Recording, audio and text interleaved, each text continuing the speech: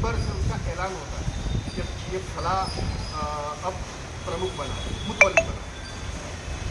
इनका आप रिकॉर्ड निकाल लीजिए, आज तक ये अब्बास भाई और उसकी मंडली का कभी भी कोई प्रमुख हुआ हो तो इसका ऐलान मस्जिद से हुआ नहीं है, तो हम उनको समाज उसको मानेगा ही, क्योंकि जब तक आपका ऐलान मिंबर से नहीं होता उसे एक्सेप्टेबल समाज को नहीं होता।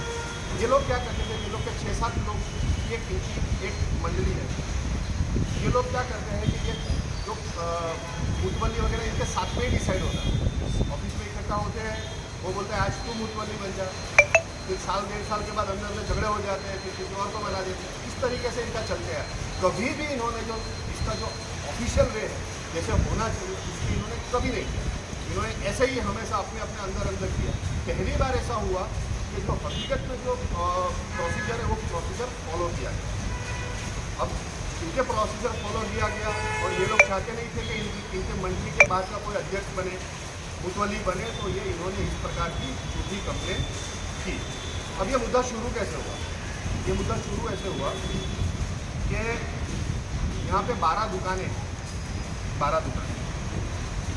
उसमें से 6 दुकान जो इनके कमेटी के मेंबर्स हैं, ये बहुत ज़रूरी है आप लोगों को भी जानना, 6 दुकानें इनके कमेटी के जो मेंबर्स हैं उनकी है।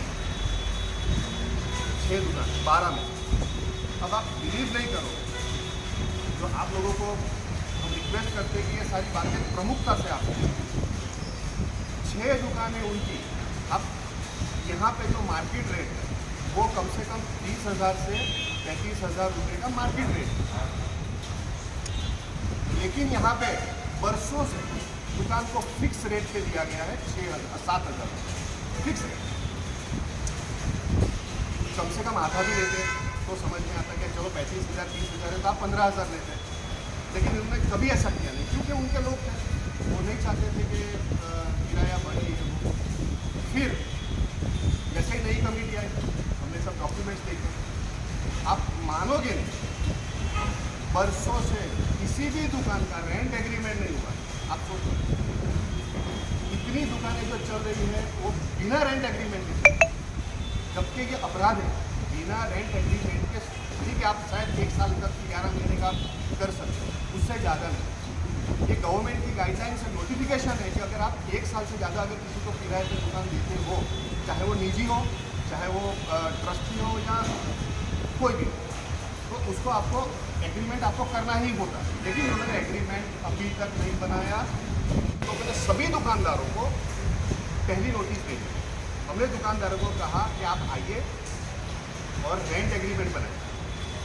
और 2019 में इन लोगों ने एक ठराव किया था, फोरम में मेजॉरिटी से एक ठराव ऐसा किया था कि हम हर साल 1,000 रुपया बढ़ाएंगे।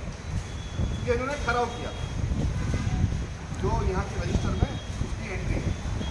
लेकिन ये लोगों ने बिल्कुल भी किराया बढ़ाया, हर साल 1 साल लेने का 1,000 रुपया लेने का ठराव किया, लेकिन किसी ने भी रेंट बढ़ाया नहीं, वो उतना के उतना ही रहा, वो ठराव की कोई वैल्यू नहीं थी। अब जब हम आए 2024 में नई कमेटी आई, तो तब तक ये किराया अगर तब से हम 19 से गिरे तो ये 11,000 हो जाता। तो हमने सोचा कि 11,000 रुपये का किराया हम अभी कर देते हैं। तो हम लोगों ने एक नोटिस भेजी दुकानदारों को कि भाई आप आइए और सबसे पहले तो रेंट एग्रीमेंट बनाइए। बिना रेंट एग्रीमेंट की दुकान चलाना गैर कानूनी। हमने सब और हमने पुलिस विभाग में जाकर हमने सबसे अधिकारी से बात की और हम लोग अनिल सर से मिले, क्योंकि अनिल सर नए हैं, उनको इस मैटर में ज़्यादा जानकारी थी नहीं। लेकिन जब हम अनिल सर के पास गए फरियाद लेके और हमने अनिल सर को बोला, अनिल सर ने हमारी पूरी बातें सुनी और उन्होंने कहा कि मैं इसके ऊपर बिल्कुल जो भी लीगल एक्शन होती है वो मैं एक्शन और एक और भी है, लेकिन वो आ नहीं पाए किसी कारण।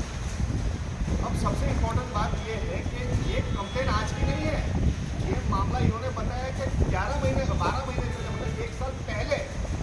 1 साल पहले सब कुछ हुआ और फरियाद आप करते हो अभी कब?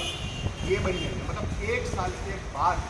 अब तक आप सोए थे, अब तक आप कर क्या रहे थे? आपको 1 साल के बाद आया कि आपके मस्जिद पे किसी का कब्जा हो गया है, तो ये सब आपको जानना जरूरी है कि मामला कोई फ्रेश नहीं है, ये 1 साल पुरानी कंप्लेन है। और सबसे खास बात, जब ये कंप्लेन हुई इन्होंने की, तब की 7वें महीने 2024